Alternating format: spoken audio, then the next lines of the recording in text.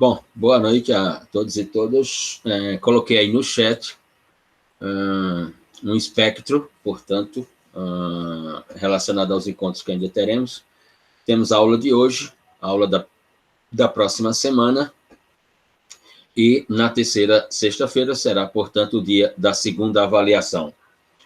Na aula de hoje, iniciamos, portanto, dentro do que está lá no plano de aula que todos receberam, com a ideia dos designs da criminologia, e hoje iniciamos, portanto, esses designs que já foram começados na semana passada, com por exemplo, a análise da Lei 13.964 e os movimentos de criminologia americana numa relação entre sistema econômico, pensamento político-econômico do neoliberalismo, e numa associação com a sociologia e a criminologia americanas. Hoje damos continuidade, veremos hoje os pensamentos e as construções de autores relevantes na sociologia e na criminologia americana, como o professor Louis Valcant e Alessandro De Giorgi. Ali eu não coloquei, mas vou colocar aqui. Peraí.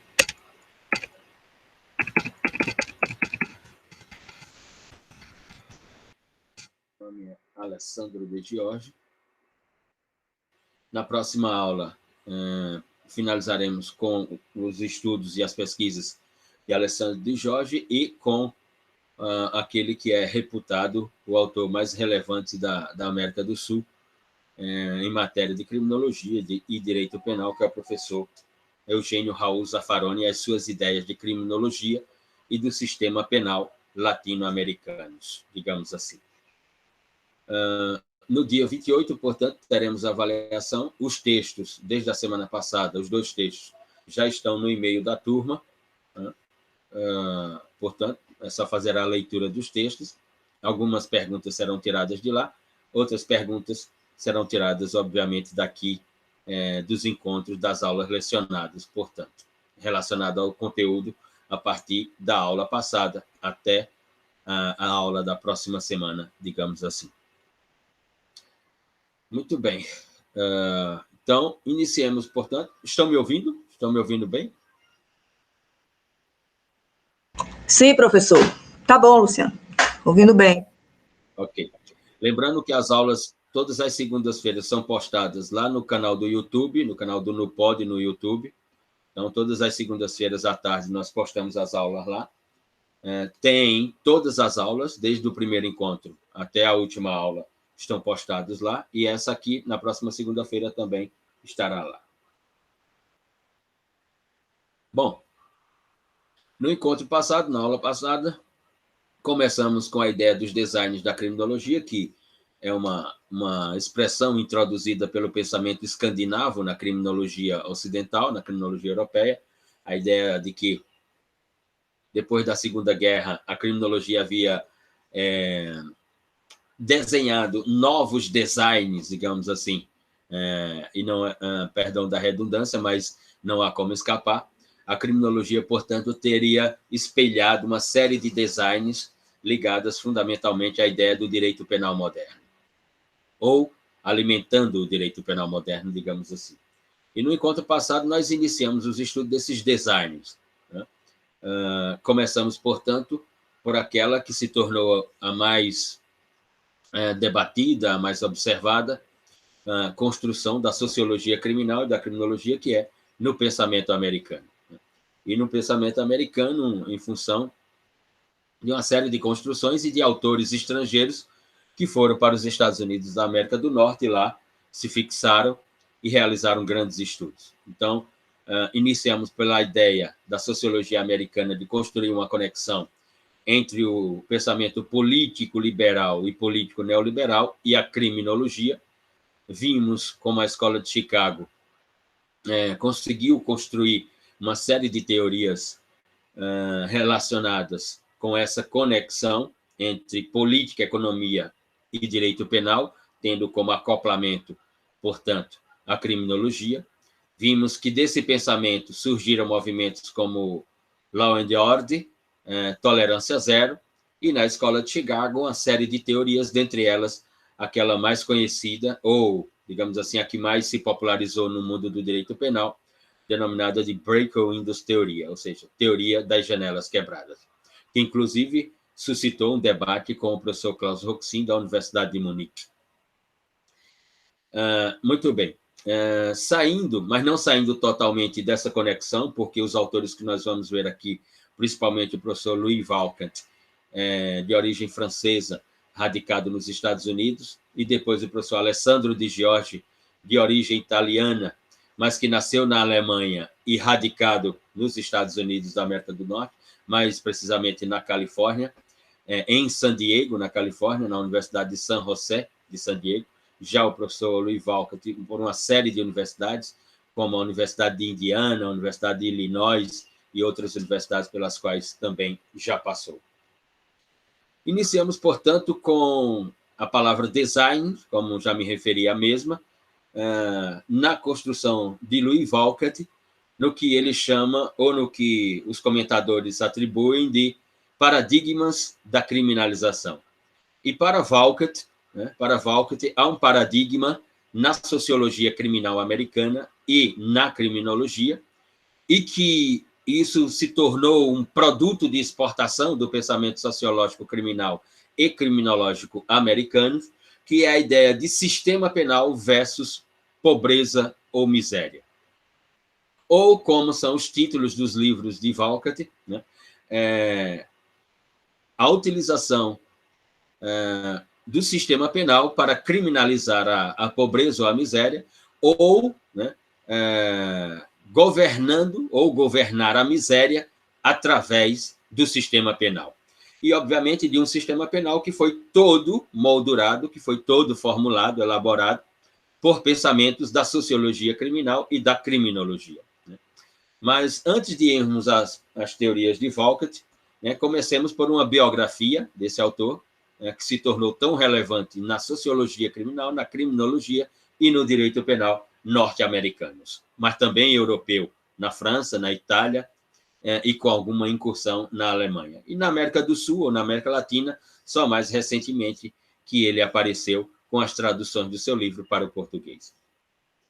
Bom, Valcant é um professor de sociologia, passou por uma série de instituições americanas, como já me referi, passou pelo Institute for Legal Foundation, Law School da Universidade de Califórnia, portanto, inicialmente foi professor de sociologia no Instituto da Califórnia, no Instituto de Direito, Escola e Direito da Universidade da Califórnia, de Berkeley, e, a partir dali, começou toda uma produção que hoje ela é imensa, nessa relação criminologia e direito penal, mas sempre com o olhar da sociologia, já que sua formação é toda sociológica, mas também jurídica.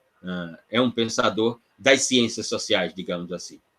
As suas construções teóricas, que são sempre voltadas para a realidade americana, porque Valcant interpreta que os americanos conseguiram, com toda a sua produção científica, parte dessa produção científica, como já me referi, transformá-la em um produto de exportação, para os demais países, e principalmente para os países latino-americanos, coisa que nós não conseguimos fazer. O que nós produzimos no direito, nenhum outro país do mundo adota, ou compra, digamos assim, do ponto de vista da apropriação, ou diz, olha, vamos seguir uma teoria construída no Brasil. Nosso pensamento jurídico não chega a isso, é muito pobre para isso, mas os americanos conseguiram construir escolas nesse sentido, os italianos, então, nem se fala, os alemães mais ainda. O direito penal até hoje é romano-germânico, ou seja, é parte italiano e é parte alemão, mas nós, infelizmente, não conseguimos exportar teorias jurídicas nem aqui para a América do Sul, nem tampouco para a Europa ou os Estados Unidos da América do Norte. Somos sempre consumidores de teorias, infelizmente. Ora, então, essas construções de Valcant vai ter uma série de autores que são relevantes no pensamento, não apenas da sociologia, mas do direito ocidentais. Como o professor Pierre Bourdieu, é um dos autores que tem grande influência na construção dos pensamentos de Walcott. A estrutura do seu pensamento crítico, ela é, sem dúvida alguma, de origem kantiana, ou seja, principalmente do criticismo kantiano, ou seja, crítica da razão pura, crítica do juízo e outras obras de Kant, e também do pensamento de Marx, e, sem dúvida alguma, um dos conteúdos, ou alguns dos conteúdos do pensamento de Walcott, sem dúvida, podem ser nominados de marxianos ou marxistas, digamos assim. Porque Walcott parte da ideia de uma ordem social vigente. Ele entende que há uma ordem social, ou seja, há um modelo de Estado que organiza, portanto, que dá moldura a essa ordem social, e esse modelo de Estado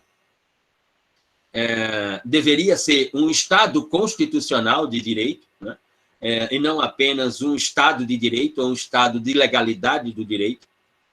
E Walcott diz que na sociologia americana e na criminologia americana, essa ordem social ela é camuflada por uma série organizada de o que ele chama de arbitrariedades com estéticas de legalidade.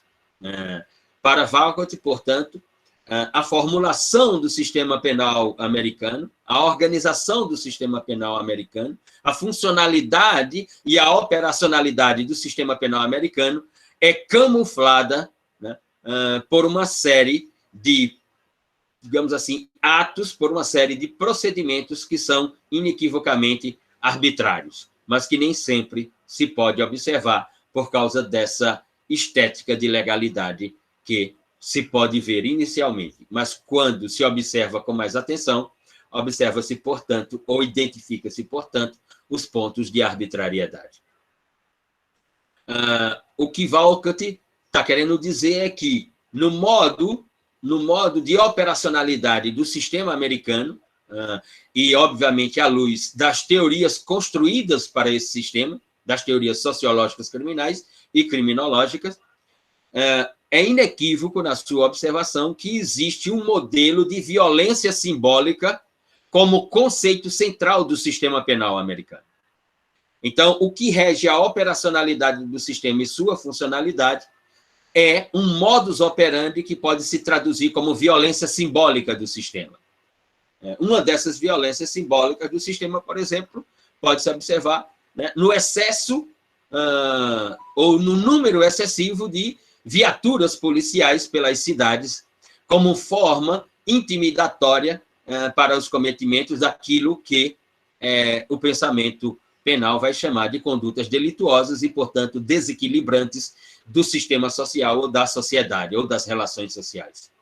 Nós vimos aqui no encontro passado, né, que essas pseudas condutas que desequilibrariam, portanto, o sistema social americano são condutas que, do ponto de vista da criminalidade comprometedoras, elas são o que nós poderíamos chamar aqui de tipos penais de menor potencial ofensivo, ou seja, comprar bebida numa conveniência e sair pela via pública com uma garrafa de uísque, ou então ir para o metrô, pular a catraca do metrô e não pagar o bilhete, entrar no ônibus intermunicipal ou no ônibus circular da cidade, de Nova York, por exemplo, e não pagar o bilhete. Então, essas condutas, elas têm que serem observadas, segundo Walcott, né? E a forma da violência simbólica que o Estado utiliza, mas que não aparece como uma arbitrariedade, seria essa que eu acabei de me referir. Então, para Walcott, portanto, esse modelo ele é responsável, portanto, por um processo de implantação de estruturas de desigualdades. Né? Por que estruturas de desigualdades? Porque a criminalidade macro, a criminalidade contundente, e que essa, sim, compromete, se não o equilíbrio do sistema social, mas compromete, portanto, o papel do Estado na sociedade, ou o papel do Estado, ou a função do Estado como órgão organizador da vida em sociedade, essa categoria de criminalidade, essa modalidade de criminalidade, ela não sofre essa violência simbólica referida por Walcott, portanto. Ou seja, a criminalidade organizada americana, ligada, por exemplo, à dominação econômica nas grandes cidades americanas, como fazem as organizações criminosas do tipo mafioso italianas, como a Cosa Nostra, a 'Ndrangheta, a Camorra, né? E menos a Sacra Corona Unita, que é uma organização criminosa mais restrita à Itália e à própria Europa, e não aos Estados Unidos, mas a Cosa Nostra e a Camorra e a 'Ndrangheta são organizações criminosas transnacionais, digamos assim. Ora, então, para Walcott, esse sistema, por um lado, ele constrói essa violência simbólica, e, por outro, já que construiu esse lado, a consequência do outro lado é, sem dúvida, a implantação de estruturas de desigualdade no que se refere à política de intervenção pelo Estado, nesse sentido. O que faz você observar uma estrutura de poder, né, que, para ele, e aqui é quando ele começa a utilizar as fontes que vão fundamentar a sua construção, diz, quando nós observamos isso na sociologia criminal americana e na criminologia e no direito penal americano, não é outra ideia que aquela antiga ideia do exercício do poder pelo poder, né? E do exercício do poder como forma de dominação em direção a determinadas comunidades ou determinadas etnias. E as fontes que Walcott vai utilizar são autores como Michel Foucault, e Foucault tem um livro sobre teoria do poder, que é um dos clássicos do pensamento europeu, as construções de Max Weber na ciência política e na sociologia política, digamos assim, né?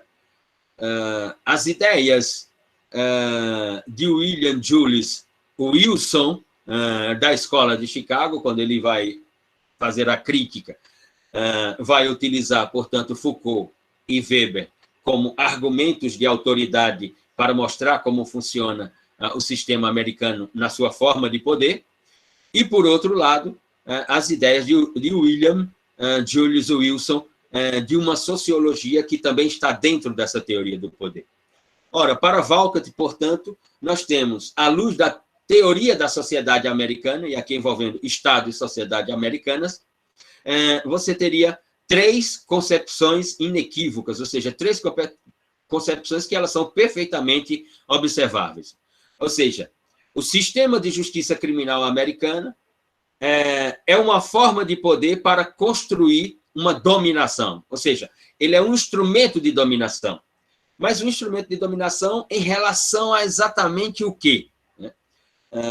E os trabalhos de Walcott, assim como os trabalhos de Alessandro de Jorge, vão mostrar qual é a dominação que constrói o sistema de justiça criminal americano.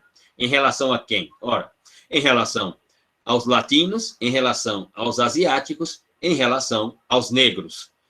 Ou seja, em relação a essas etnias que ocupam as grandes periferias das grandes cidades americanas, como Nova York, Chicago, Los Angeles, Washington e outras cidades americanas. Então, essa é a primeira concepção que se pode observar. A utilização do sistema de justiça criminal com essa construção de sociologia criminal e criminologia de uma estrutura inequivocamente do pensamento político neoliberal, né, da utilização do sistema de justiça criminal como um instrumento de dominação em relação a essas classes e etnias.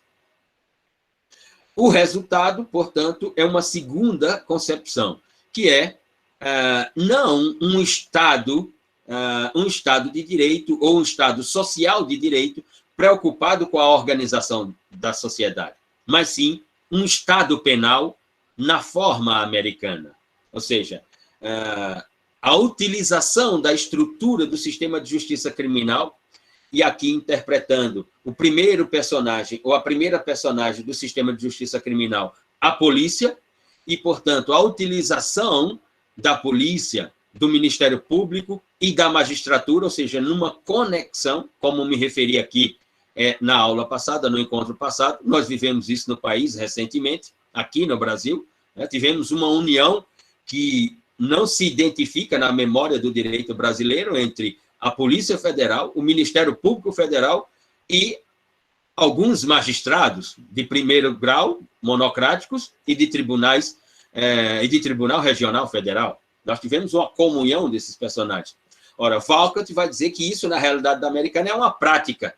E, portanto, essa prática, ela traduz um modelo de Estado penal, e não um modelo de Estado social de direito, ou de um Estado democrático de direito, ou de um Estado constitucional de direito, né? Mas sim um modelo de Estado penal à moda americana, nesse sentido. E esse modelo de Estado penal tem uma função que, para Walcott, ela está claríssima, ela é transparente. Ou seja, é a dominação e o controle dessas etnias e dessas classes como forma de frear a pobreza nas relações sociais americanas. Ou seja, como forma de, portanto, estabelecer fronteiras limítrofes para que essas pessoas possam participar da sociedade, né? Ora, então, essa é uma construção que, para Walcott, ela nasce na sociologia criminal americana com essa metodologia de se apropriar de pensamentos político-liberais e político-neoliberais, ela é transportada para a criminologia e materializada na produção legislativa que vai, portanto, construir o sistema penal americano. Ou seja, na legislação, principalmente, fundamentalmente, numa legislação tipológica, ou seja, de construção de tipos penais. É o que Walcott vai, portanto, sustentar. E, a partir disso, ele, portanto, mostra os seus estudos, suas pesquisas e sua produção científica. E faz duas afirmações contundentes na sociologia criminal americana. A primeira delas é que o modelo de justiça criminal americano é um instrumento para punir os pobres, unicamente punir os pobres. E uma segunda conclusão, vai dizer Walcott, é a punibilidade desses pobres através das prisões, ou seja, através do sistema carcerário. Então, para Walcott, a prisão nos Estados Unidos é uma prisão da miséria, ou seja, para Walcott, o modelo americano tem duas funções a cumprir: punir os pobres e utilizar a prisão como a prisão das misérias. Ou seja, porque quem vai para a prisão nos Estados Unidos são os miseráveis, assim como aqui no Brasil, assim como em outros países.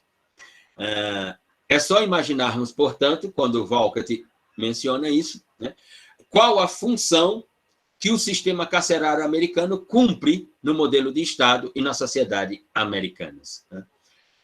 Se formos olhar para o sistema americano, constataremos naquele sistema que, ao interno do sistema carcerário americano, produz-se de tudo. Ou seja, ele é, na verdade, uma grande indústria. Tanto que as pesquisas mais recentes que eu digo, os dados são de 2018, 2019, de 2019 até 2019, portanto, antes dessa pandemia, o sistema carcerário americano era o terceiro maior produtor de postos de trabalho na América do Norte. Ou seja, o sistema carcerário americano só perdia, salvo engano, né, para a Chevrolet, a GM, a americana, em geração de empregos, e as empresas de tecnologia, todas elas sediadas ali, na Califórnia, em Seattle, né, naquilo que chamam de Vale do Silício. Então, as pesquisas americanas mostram, até 2019, que o sistema carcerário americano era o terceiro maior produtor de postos de trabalho na economia americana, o que não é brincadeira, né? Porque hoje, em cumprimento de pena privativa de liberdade no sistema americano, nós temos em torno de 2,5 milhões de pessoas ao interno do sistema.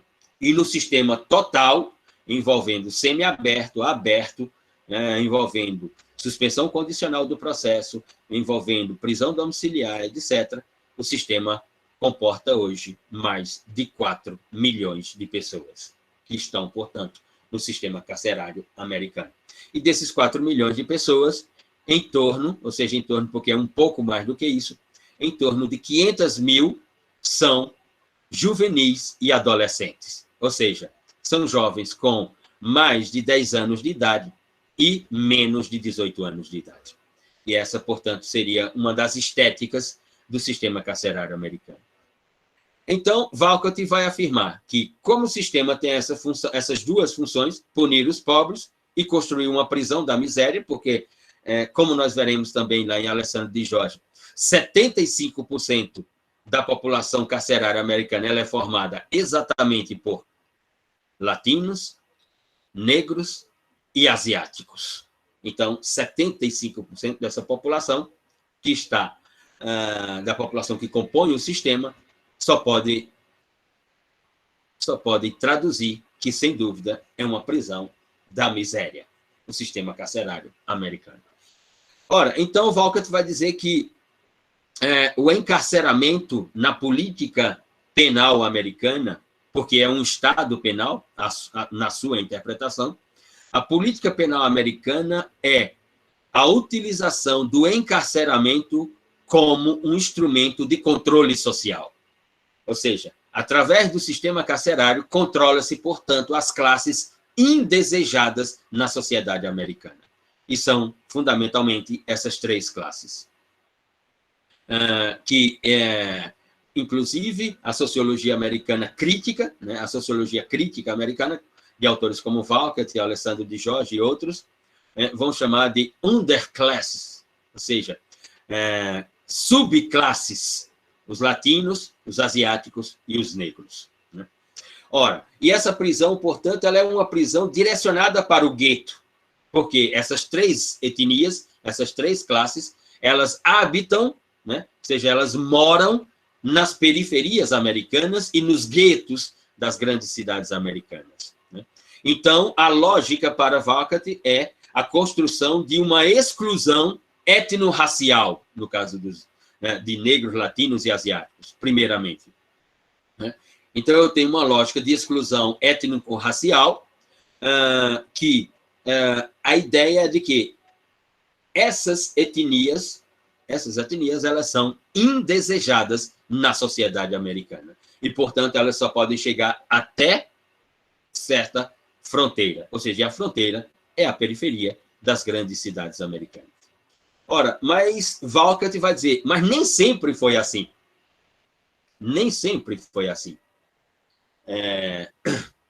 Antes do pensamento neoliberal na realidade americana, vai dizer Walcott, nós tínhamos um modelo de Estado construído por Keynes, o que ficou conhecido como o pensamento keynesiano, né? Por exemplo, no início do século XX, com a quebra da Bolsa de Valores de Nova York, com o crack de 1928, 1929, o pensamento keynesiano era um pensamento da utilização de todos para a reconstrução econômica da nação americana. Né? Ficou até... alguns filmes americanos retrataram essa realidade do pensamento econômico americano de uma economia para todos, ou seja, todos deveriam estar na economia, porque ali todos ofeririam uma renda e todos se tornariam consumidores e todos poderiam ir ao mercado, digamos assim, americano, e essa economia ressurgiria e todos comprariam automóveis, comprariam sua casa própria, ingressariam no mundo do consumo do entretenimento americano, do cinema americano, do esporte, traduzido por uma série de esportes como o beisebol, o basquete, o futebol americano. É o chamado estado de bem-estar social, né? Keynesiano. Exatamente. Que para Walcott, o que nós temos hoje na realidade americana é em função de um processo que levou à destruição da ideia de Estado social construída por Keynes. Né? Portanto, aquele pensamento de Keynes foi fundamentalmente sucumbido por um pensamento político liberal que avançou para uma ideia neoliberal. E, portanto, levou à decadência a ideia de Estado social na realidade americana. Né? Porque, segundo Vakati, com o pensamento keynesiano, nós tínhamos um modelo de Estado social que era necessário para reconstruir a economia americana e colocar todos para dentro do sistema.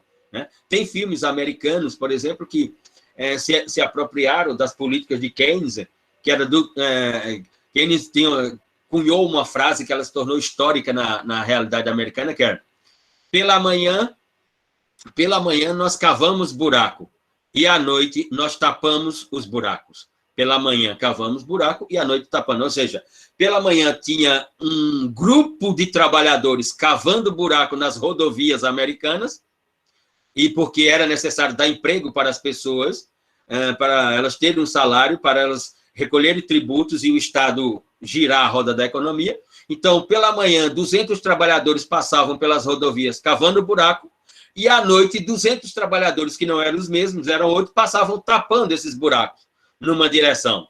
No outro dia, na outra direção, pela manhã, passavam mais 200, que não eram aqueles 200 do dia anterior, cavando o buraco, e à noite passavam mais 200, tapando o buraco, que não eram aqueles 200 da noite anterior. E assim a economia americana se ergueu. Essa frase de Keynes, de que pela manhã cavamos buraco e pela noite tapamos, ela vai para vários filmes americanos sobre aquele período do final dos anos 20, 28, 29, até o início dos anos 40, e aí com a Segunda Guerra na Europa e depois a entrada dos Estados Unidos na Segunda Grande Guerra. Então, para Vakati, o que nós assistimos na realidade americana é a saída de um Estado social de direito para a ideia neoliberal, para primeiro a ideia liberal e depois a ideia neoliberal, de não ser mais necessário o Estado social, mas sim a ideia do Estado mínimo. Né? E aí esse pensamento neoliberal da ideia do Estado mínimo tomou conta do pensamento político americano e do pensamento econômico americano. E aí o Estado mínimo desregulou, né, ou desorientou toda uma estrutura do Estado social. Ou seja, com a ideia dessa conexão do pensamento político neoliberal com a sociologia, a primeira iniciativa desse pensamento foi a desregulamentação da economia. A ideia de que o mercado organiza a economia. Né? O mercado, portanto, é o senhor de toda a economia. E, portanto, o que acontece na economia é controlado pelo mercado. Nós estamos assistindo agora que não é bem assim. Né?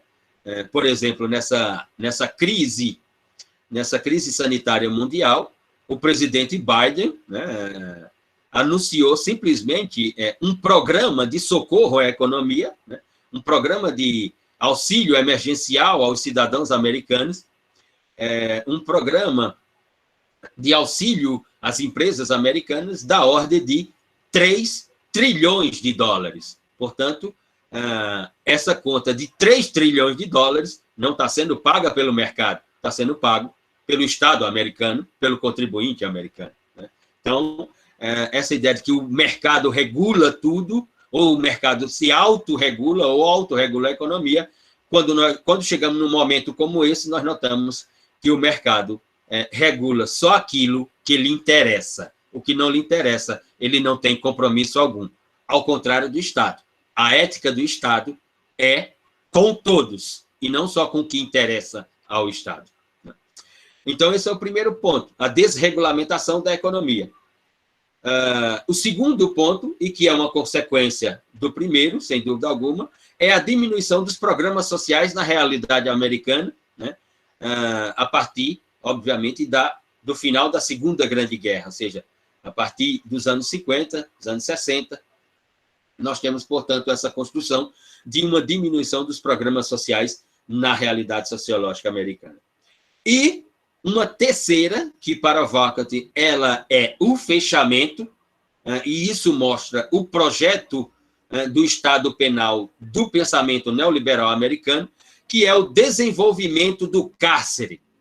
Ou seja, até os anos 60, até os anos 60, o cárcere não era dessa magnitude na realidade americana. Ou seja, ele não tinha essa dimensão na realidade americana até os anos 60. Para Valcott, portanto, a partir do final dos anos 70 e começo dos anos 80, é que nós temos essa expansão da ideia da presença do cárcere na sociedade americana, voltado, né, para os guetos das grandes cidades americanas. Voltado, portanto, para essa questão étnico-racial, digamos assim. O que, se observarmos bem a realidade brasileira, foi exatamente o que aconteceu aqui. Como me referi no encontro passado, até o início dos anos 90, a nossa população carcerária era de 190 mil apenados. Hoje, ela é uma população em torno de 813 mil apenados.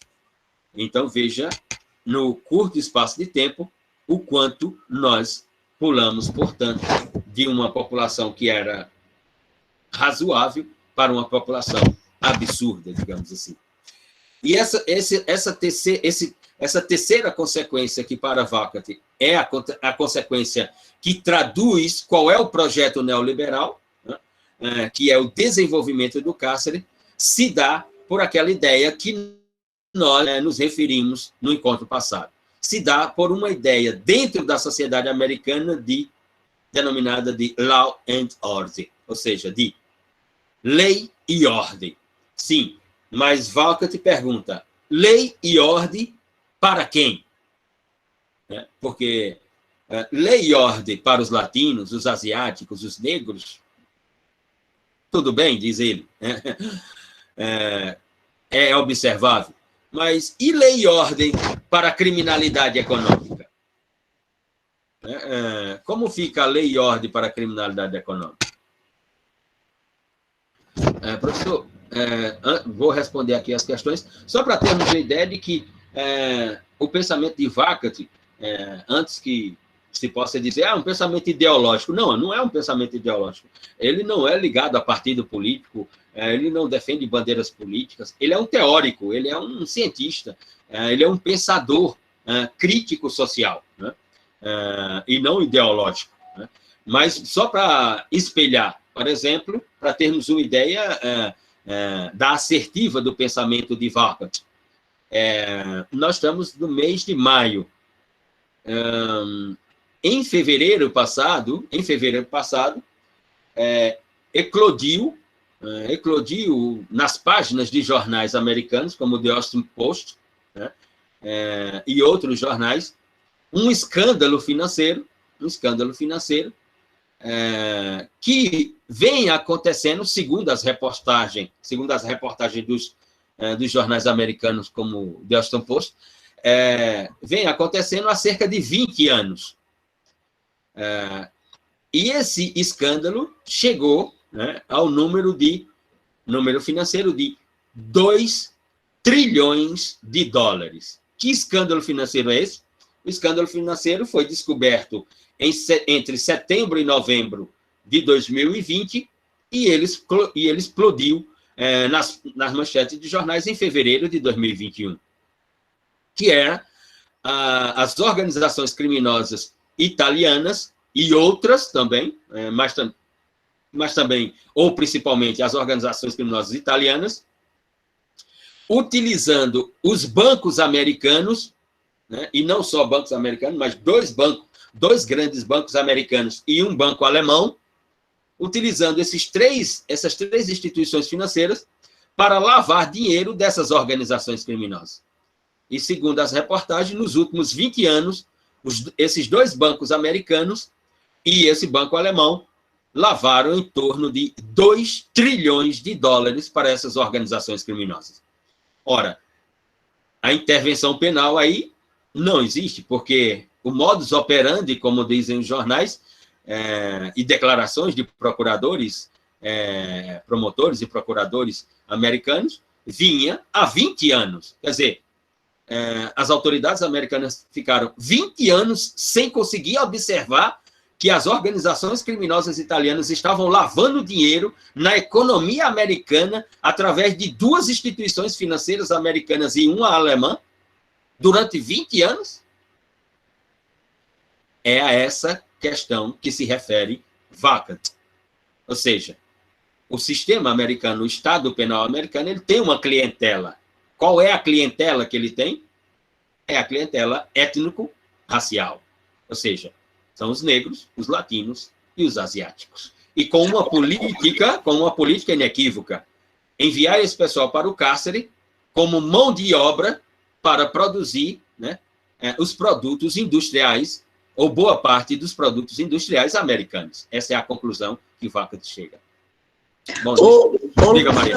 Eu estava me lembrando, deu até uma pesquisada agora, que no final dos anos 90, tem aquele prefeito de Nova York, Rodolfo Giuliani, né? Que tinha um programa Tolerância Zero, saía prendendo todo mundo, aquela coisa toda, mas só ia muito negro, né? Claro, e ex-promotor de justiça. Ex-promotor de justiça.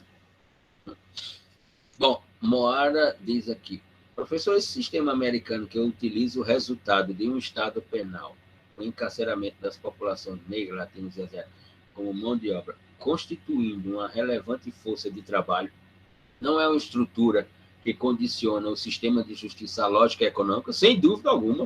Né? O sistema americano tem uma lógica, o sistema jurídico americano tem uma lógica econômica inequívoca, ou seja, o sistema jurídico americano, ele é utilizado, segundo esses autores, né, e não só Vacant, não só Alessandro de Jorge, mas outros, como Neil Christian, o próprio, e esse americano nascido nos Estados Unidos, enfim, tudo, Neil Christian também vai na mesma direção.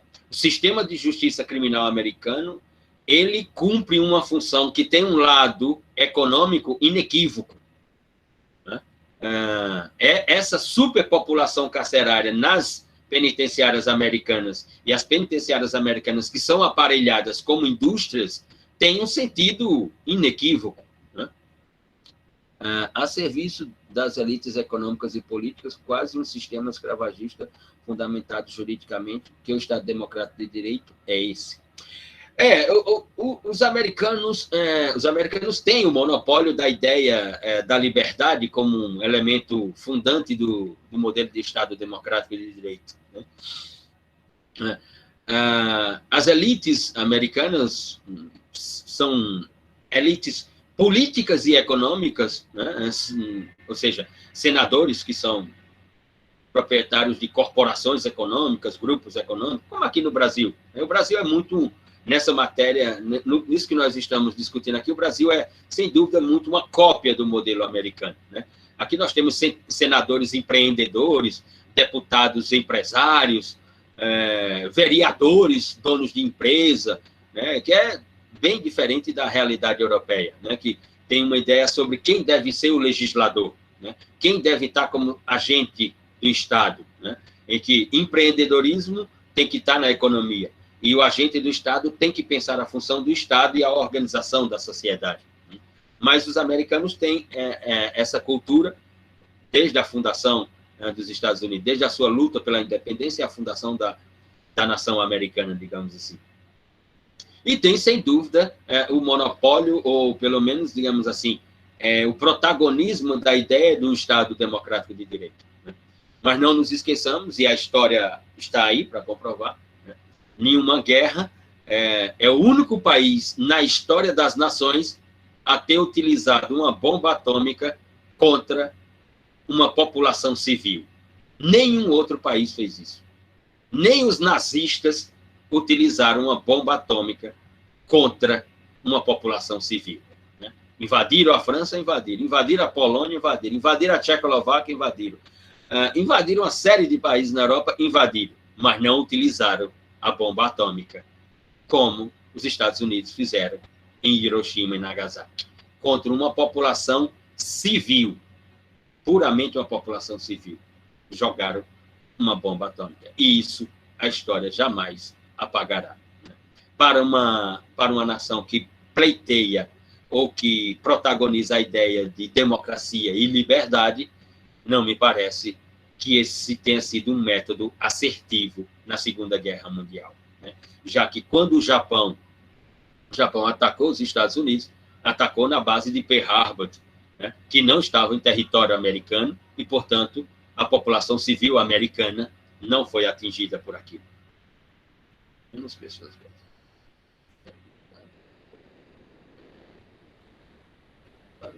Por meio do cárcere desses casos. Sim, essa é a ideia americana da produção industrial, né, com a mão de obra que eles querem que seja essa mão de obra, né? Bom, à luz dessa narrativa, portanto, científica, que não é apenas uma narrativa, mas toda uma construção teórico-científica de Vakat, né, para ele, esse modelo americano, que, como bem se referiu aqui, acho que foi Mora, tem um conteúdo econômico inequívoco, ou cumpre uma função inequívoca, esse modelo americano, ele se traduz por um paradoxo, né? Porque, para haver a afirmação do Estado penal no modelo americano, para haver essa afirmação do Estado penal no modelo americano, é preciso que ela se autoconstrua com a negação do Estado social. Ou seja, é preciso que a ideia americana negue a sua própria fundação, vai dizer Vakat. Por quê? Porque os americanos fundaram a nação americana, ou seja, a nação americana ela é fundada com a ideia da terra das oportunidades. Ou seja, venha para cá que aqui você terá uma oportunidade. Ora, para os latinos, para os negros e para os asiáticos, com esse modelo, não vai ter oportunidade, segundo Vakat. Por quê? Porque digamos assim, esse cômputo étnico-racial, latinos, asiáticos e negros, eles representam duas terminologias na realidade sociológica, criminológica e penal americana. Eles são as underclasses, ou seja, eles são as classes que têm que ser dispensadas da sociedade americana, não do sistema americano. O cárcere vai fazer parte do sistema americano, né? E eles são a ideia do subproletariado. Ou seja, então tem duas perspectivas aqui, como underclasses, ou seja, como uma subclasse, como uma classe que pode ser dispensada, ela será dispensada para ser jogada no cárcere e produzir o que a sociedade americana necessita. E como subproletariado, ou como subproletário, será reservada a essa classe unicamente as funções que os americanos não querem realizar, como lavar os banheiros, né? Ser lixeiro, ou seja, as funções mais elementares, né? Não estou dizendo aqui que ser lixeiro não seja uma profissão digna, é sim, mas você, se tiver a oportunidade de estudar, se tiver a oportunidade de se aperfeiçoar, você não vai ficar numa função de lixeiro. Agora que ela é uma função nobre, ela só não é valorizada na sociedade, em nenhuma sociedade, né? Como diz um amigo meu italiano, Luciano, claro, observe a função do lixeiro, e que se eles passarem uma semana sem limpar a cidade, nós veremos o número de doenças que aparecem entre os humanos. Então, para você notar a relevância, portanto, dessa função. Mas o sistema econômico, o sistema social, o sistema político não valoriza essa função. Então, obviamente, como ela não é valorizada, então ela vai sobrar para quem? Ela vai sobrar para os latinos, para os asiáticos e para os negros. É nesse sentido. Ora, e quem organiza essa ideia de underclasses ou subproletário, segundo Vakat? Ora, quem organiza, na sua ideia, dos anos 80 para cá, de 1980 a 1982 para cá, são esses dois pensamentos de origem neoliberal que vieram parar dentro da sociologia criminal, dentro da criminologia e, finalmente, dentro do direito penal, que é a ideia de tolerância zero e de lei e ordem na sociedade americana. Então, por esses dois pensamentos, né, que são pensamentos que observam só os pequenos delitos, porque, por exemplo, a lavagem de dinheiro, como eu acabei de me referir, ela não foi observada nos últimos 20 anos, né? Então, observa só os pequenos delitos, ela se traduz, né, como instrumento pelo qual, ou meio pelo qual se vai construir a perseguição àquilo que Volkert vai chamar de a perseguição à miséria, a perseguição aos pobres, porque são eles que têm que ir para o cárcere, digamos assim. Mais do que isso, essas duas teorias construídas na Escola de Chicago, elas funcionam, portanto, como um instrumento da gestão policial. Ou seja, o corpo operativo, e aqui Volkert e outros teóricos vão entender o sistema jurídico criminal como polícia, Ministério Público e magistratura. E como primeiro braço desse sistema jurídico criminal, né, essas duas teorias funcionam como instrumento de gestão da polícia. A polícia americana está sempre em autuação à luz do que é tolerância zero para com os pequenos delitos e do que é lei e ordem para essas duas classes, as underclasses e os subproletários. É nesse sentido. Portanto, o trabalho que se inicia com a polícia se organiza com o Ministério Público e finaliza com a decisão judicial, né? Tem no judiciário de ordem criminal, para Volkert, tem no judiciário de ordem criminal o gestor da pobreza na realidade americana. É, portanto, o judiciário criminal americano que gere a pobreza na realidade da sociedade americana, segundo Volkert.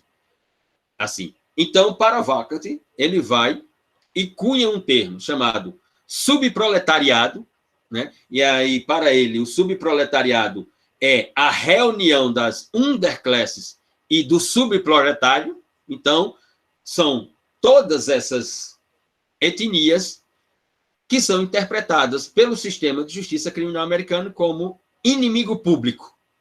Essas pessoas são o inimigo público da realidade do sistema de justiça criminal. Por quê?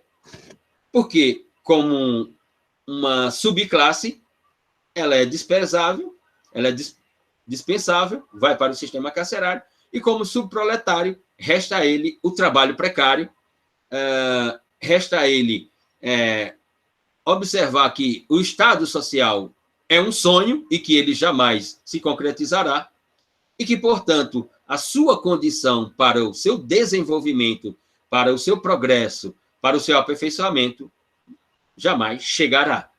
Ele estará sempre naquela condição de subproletário. Então, a união dessas duas classes, para Volkert, seria a construção de um subproletariado da sociedade americana. E assim tem o fechamento, assim se tem, portanto, o fechamento dessa realidade que, para Volkert, ela é trifásica. Ela tem uma estrutura de pensamento político-econômico neoliberal que deságua dentro da sociologia criminal, da criminologia e do direito penal. Ela tem essas três fases. Ora, Volkert vai e pergunta, qual é o resultado? Qual é o resultado de tudo isso, na sua ideia? Ora, no seu pensamento, portanto, não é outro que um resultado que se caracteriza numa forma dual. O primeiro dos resultados, desses dois, dessa forma dual, é o aumento exponencial das demandas no judiciário. Eita! Volto a repetir. Para Volkert, como resultado, o primeiro deles, desse modelo americano, é a expansão do poder judiciário pelo número de demandas que chegam, número de demandas de ordem criminal que chega, esse número de demandas que chega para o judiciário decidir, porque o judiciário tem que decidir, de qualquer forma. Quando chega a ele, tem que decidir. Não há outra alternativa. Ora, então, eu tenho um protagonismo do poder judiciário na esfera criminal e a sua expansão pelo número, né, pelo número de ações judiciais, pelo número de oferecimento de denúncias pelo Ministério Público, pelo número de investigações criminais pela polícia americana. Ora, uma pergunta retórica. No Brasil é diferente? Como é? Qual é o tamanho da justiça criminal no Brasil? Ora, um país que tem uma população carcerária de 813 mil pessoas, né? Nota-se, portanto, que tem uma justiça criminal enorme, a exemplo da americana. Ou seja, um país que tem a demanda que nós temos de números de processo informa o tamanho da nossa justiça criminal, sem dúvida alguma. E o segundo resultado, né, desse resultado dual, o segundo resultado, ou a segunda consequência, como diz Vacat, ela é explícita. Né?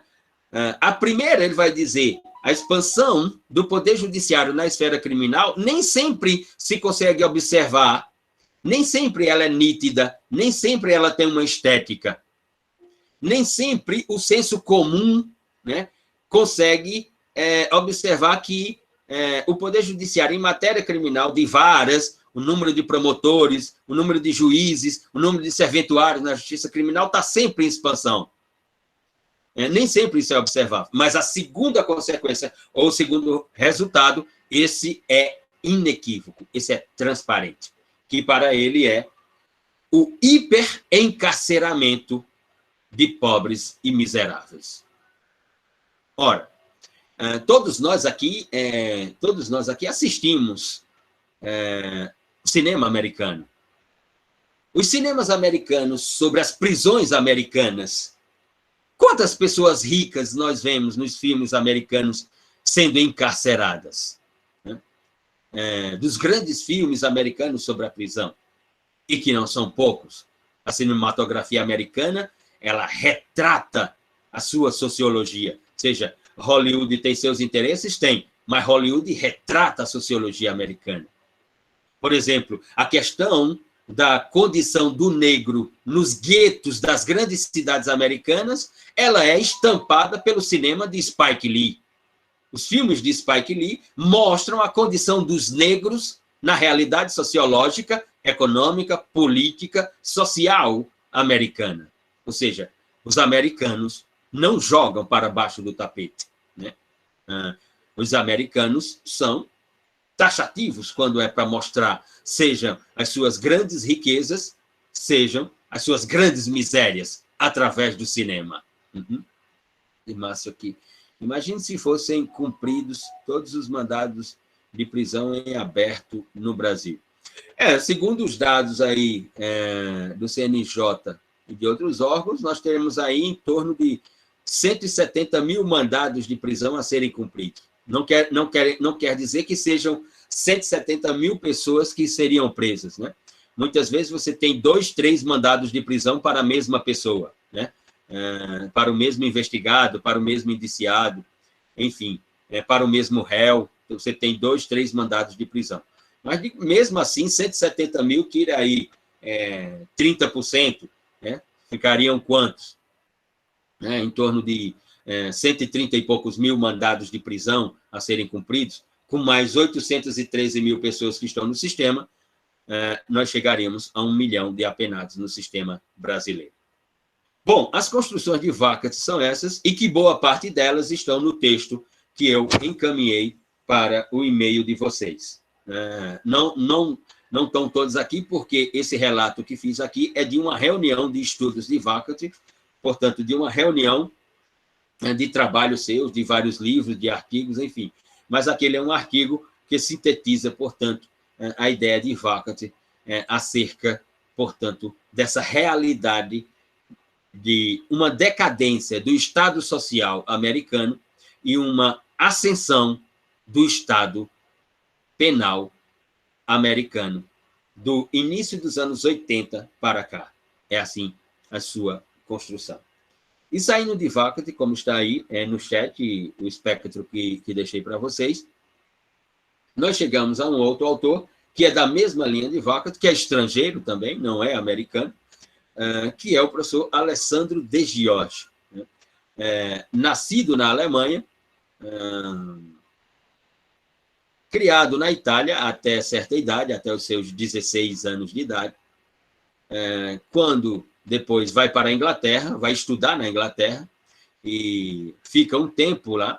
Da Inglaterra não volta para a Itália e vai para os Estados Unidos da América do Norte, onde faz um doutorado e fica, se radica nos Estados Unidos, e hoje já, eu digo hoje já há algum tempo, né, é professor na Universidade de San José, em San Diego, na Califórnia.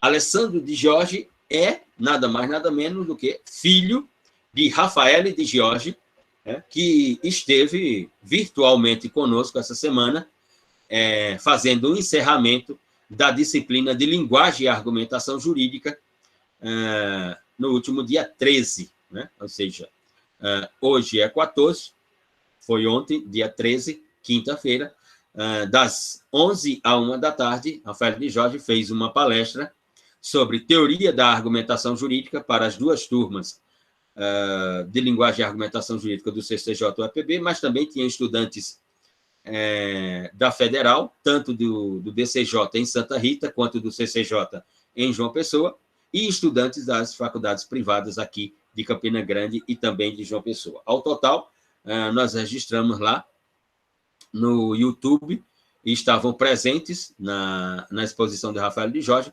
119 estudantes assistindo, portanto, a sua fala, que durou 50 minutos, e depois abrimos para que pudessem fazer perguntas, e fomos até às 13 horas, não, até às 12 horas e 55 minutos, das 11 às 12h55, pelo canal do Nupod, no YouTube. Portanto, Alessandro Di Giorgi é filho, né, de Raffaele Di Giorgi, companheiro histórico de Niklas Luhmann, trabalhou durante 20 anos com Luhmann, e com Luhmann escreveu 12 livros, né, dos 49 que Luhmann escreveu, e Alessandro Di Giorgi recebe esse nome, dado por Rafael Di Giorgi, simplesmente porque é uma homenagem ao criminólogo Alessandro Barata, que foi professor de Rafael Di Giorgi nos anos 70, na Universidade da Sapienza, em Roma. E é o autor que leva Rafael Di Giorgi para a Alemanha, quando Alessandro Barata recebe um convite para ficar durante 2 anos como professor visitante na Universidade de Saarland, em Saarbrücken, na Alemanha. E Di Giorgi havia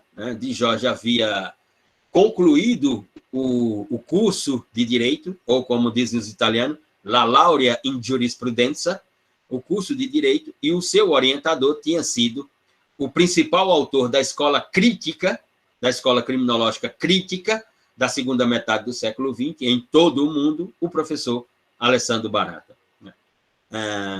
E, para você notar a relevância de um trabalho de conclusão de curso na vida de um estudante para aquele que quer uma carreira, seja ela qual for. Rafael Di Giorgi escreve um TCC, um trabalho de conclusão de curso, sob a orientação de Alessandro Barata. Esse TCC é intitulado Legitimazione e Ciência del Diritto, Legitimação e Ciência do Direito. E Di Giorgi é um menino do interior, do sul da Itália, de um pequeno município chamado Vernoli, que não tem hoje, imagine nos anos 70, o que é que tinha, que hoje não tem uma população superior a 15 mil habitantes. Né? E Di Giorgi sai de lá para estudar Direito na Universidade da Sapienza, em Roma. E Alessandro Di Giorgi, então, o Alessandro Barata, então, vai para a Alemanha, né?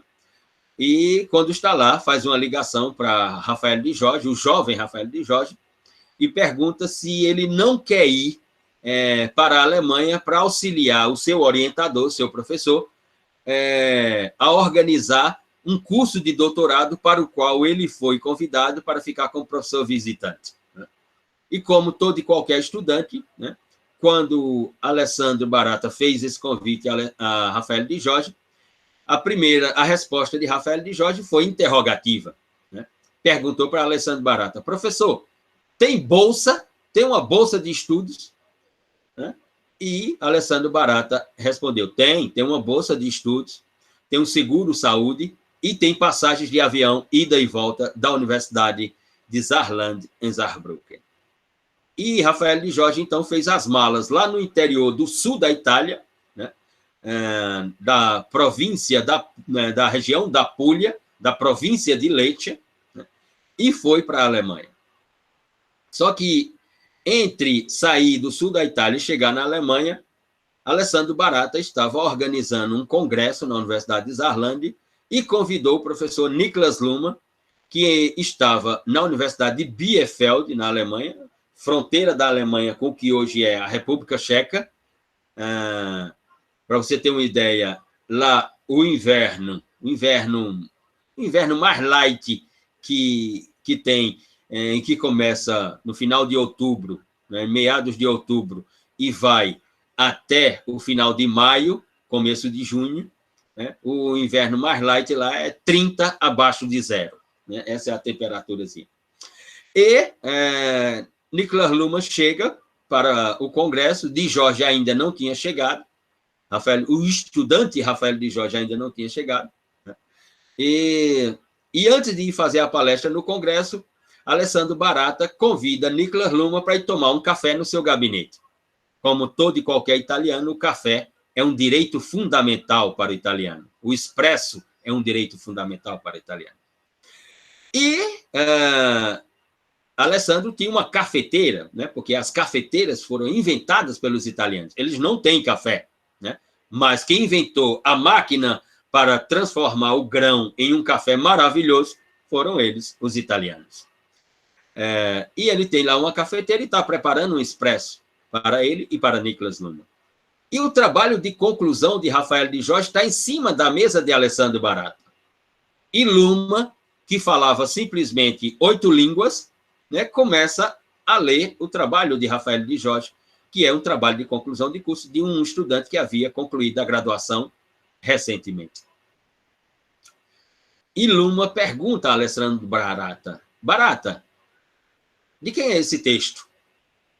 E Barata diz: é de um orientando meu lá da Sapienza, em Roma, que está vindo para cá para me auxiliar na organização aqui nesses 2 anos no doutorado aqui de Saarland. E Luhmann disse: ele vem para cá para trabalhar com você? E Barata diz: é. E aí Luhmann diz: não, ele vai trabalhar comigo. Eu quero esse texto dele e quero saber o que é que ele pensa mais sobre o direito. E pegou o trabalho de Rafael de Jorge e, quando terminou a palestra dele, no dia seguinte, foi embora para Bielefeld. E quando o Rafael de Jorge chega e que encontra Barata e diz: então, professor, quando nós começamos os trabalhos, e Barata diz para Rafael de Jorge: de Jorge, você não vai trabalhar comigo. E de Jorge fez uma piada, mas que não era bem uma piada. Por quê, professor? Não tem mais bolsa? Cortaram as bolsas? Não vou poder ficar aqui? Tem pelo menos a passagem de volta para a Itália? E Barata diz: não, de Jorge, não é por causa disso. É que teve aqui Niklas Luhmann e Rafael de Jorge, que era um jovem, vai dizer: Niklas Luhmann esteve aqui? E levou o seu trabalho de conclusão de curso. E de Jorge disse: levou como? Levou lá para a Universidade de Bielefeld e disse que você vai trabalhar com ele. Então, que assossega aí, que daqui 2 dias você parte para Bielefeld. Já tem as passagens e você vai encontrar Niklas Luhmann. Isso era 1978. E de Jorge trabalhou com Luhmann até 1998, quando Luhmann falece. 20 anos. Em 20 anos, 12 livros com Luhmann, dos 49 que Luhmann escreveu, dezenas de artigos, dos 366 artigos que Luhmann escreveu e publicou em revistas, centenas de palestras, das 5.016 palestras que Luhmann fez em toda a sua carreira acadêmica, e dezenas de orientações acadêmicas das 416 orientações de graduação, mestrado, doutorado e pós-doutorado que Niklas Luhmann orientou nos seus 30 anos de vida acadêmica entre 1968 e 1998, quando morreu. E desses 30 anos de vida acadêmica de Luhmann, Rafael de Jorge esteve com ele durante 20 anos. E, portanto, na Alemanha, quando Rafael casa com uma alemã e tem um filho, ele dá o nome a esse filho de Alessandro de Giorgi, uma homenagem a Alessandro Barata por tudo que Alessandro Barata tinha feito na sua vida. Essa é a homenagem ao seu primeiro mestre, criminólogo, Alessandro Barata, que Rafael de Jorge faz. Colocou o nome do filho, o seu nome, Alessandro. E Alessandro de Giorgi se tornou um grande criminólogo, como o seu nome carrega, na origem de Alessandro Barata. E da Alemanha para a Itália, da Itália, quando termina o ensino médio e que vai fazer a universidade, escolhe ir para a Inglaterra e vai fazer sua universidade na Inglaterra, e da Inglaterra vai para os Estados Unidos, onde até hoje está lá, e hoje é professor na Universidade de San José, em San Diego, na Califórnia. E nós vamos mergulhar em alguma das construções de Alessandro Barata. Você poderá encontrar texto dele aí no Google, agora mesmo, por exemplo, poderá puxar um livro dele em formato PDF, chamado As 5 Teses, ou 5 Teses do Encarceramento Americano, ou 5 Teses sobre a política de encarceramento nos Estados Unidos da América do Norte. Ou os 5 mandamentos do encarceramento na realidade americana. E vai encontrar dezenas de livros de Alessandro de Giorgi. A ideia de Alessandro de Giorgi não é outra, é de que, a partir dos anos 80, a realidade americana ingressa ou passa a construir o que ele chama de o paradigma da criminalização da pobreza. Para Alessandro de Giorgi, nós temos, portanto, um paradigma da criminalização da pobreza. Um dos títulos dentre vários livros seus, recebe o título de A Miséria Governada através do Sistema Penal. Repito, você pode colocar aí no Google e vai aparecer o livro de Alessandro de Giorgi. Aparecerão vários, mas esse é um dos principais livros já escrito por Alessandro de Giorgi. A miséria governada através do sistema penal. E para Alessandro de Giorgi, para governar essa miséria através do sistema penal, o principal instrumento é o encarceramento. Ou seja, para Alessandro de Giorgi, a metodologia do sistema penal americano de controlar a miséria, de controlar as classes sociais como os latinos, os asiáticos e os negros, a metodologia é a política de encarceramento. Ou seja, o espaço dessas classes não é a sociedade americana. O espaço dessas classes é, sem dúvida, a periferia das grandes sociedades americanas, das grandes cidades americanas, e da periferia para o cárcere, e não para uma ascensão social, como era até os anos 60, até o final dos anos 50 e os anos 60, com a ideia do Estado Social de Direito. Ou seja, para Alessandro de Giorgi, o que nós assistimos na realidade americana, a partir do final, de meados dos anos 60, nos anos 70, mas fundamentalmente a partir do início dos anos 80, com a formulação, a elaboração e a organização de teorias como tolerância zero e lei e ordem, é a negação do Estado social de direito, na realidade americana, a precarização do mundo do trabalho na sociedade americana e a ascensão do Estado penal. Ou seja, eu tenho 3 perspectivas que, da sociologia criminal, passando pela criminologia e normativizando-se no direito penal, é a negação do Estado Social, a precarização do mundo do labor, do mundo do trabalho para essas pessoas, e também a ideia da tecnologia nos Estados Unidos contribuem para isso, porque para trabalhar nas empresas de tecnologias, como diz Alessandro de Jorge, é preciso uma autoespecialização, né? E essas pessoas não têm acesso a essa autoespecialização, porque elas não chegam à universidade, né? E mais ainda, em regra, quando um ou outro chega à universidade, ou quando essas pessoas chegam à universidade, elas chegam não para se tornarem intelectuais ou profissionais altamente especializados, mas para a prática de esportes, né? Por exemplo, quando o negro chega na sociedade americana, ele chega para ter uma oportunidade, né, de jogar basquete, ele chega para ter uma oportunidade de se tornar um atleta olímpico, ou seja, um velocista de provas de curta duração, ou seja, das provas rápidas, como os 100 metros rasos, os 200 metros rasos no atletismo, né? E outras categorias olímpicas, mas não para se tornar um grande intelectual ou um profissional altamente especializado, porque ele não tem oportunidade para isso, né? E, sem dúvida alguma, a ideia de uma organização do Estado penal. E é a partir dessas 3 perspectivas, portanto, que nós ingressaremos em alguns dos estudos de Alessandro de Jorge, que retrata, a partir da Califórnia, né, a partir da Califórnia, que é o seu habitat há décadas e décadas, a partir de San Diego, na Califórnia, ele vai mostrar não só a realidade do estado mais rico dos Estados Unidos, que é a Califórnia, mas também para o outro lado, como Chicago, Nova York e Washington.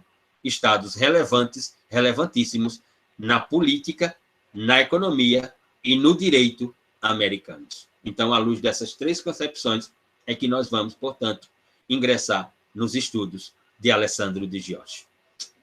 E finalizamos, portanto, por hoje, por aqui, retornamos no próximo encontro. No próximo encontro, finalizamos com Alessandro de Jorge e à luz da realidade latino-americana traduzida por Eugênio Raul Zaffaroni, finalizamos, e na outra sexta-feira, dia 28, a segunda e última avaliação dessa disciplina. Perguntas, manifestações? Se não tiverem perguntas, se não tiverem interrogações, finalizamos por aqui e concluímos. Luciano, tu nem enviou os livros, né? Não, ainda não, Maria, que eu estou aqui com 65 projetos de mestrado e doutorado para entregar até domingo as avaliações, porque na terça-feira é a publicação. Eita! Quando eu terminar isso, aí eu lhe mando os livros. Mas até domingo eu estou aqui. Vou até, deixa eu lhe mostrar aqui, para não dizer assim, não é. Olha aqui, ó. Eita! Ó. É muita coisa, não sei como tu dá conta, viu, Luciano? Tá envolvido um monte de coisa. Tenho que mandar a avaliação desses 65 projetos até domingo, 18 horas. E segunda-feira, o dia inteiro, eles vão organizar tudo isso e na terça-feira vão publicar o resultado.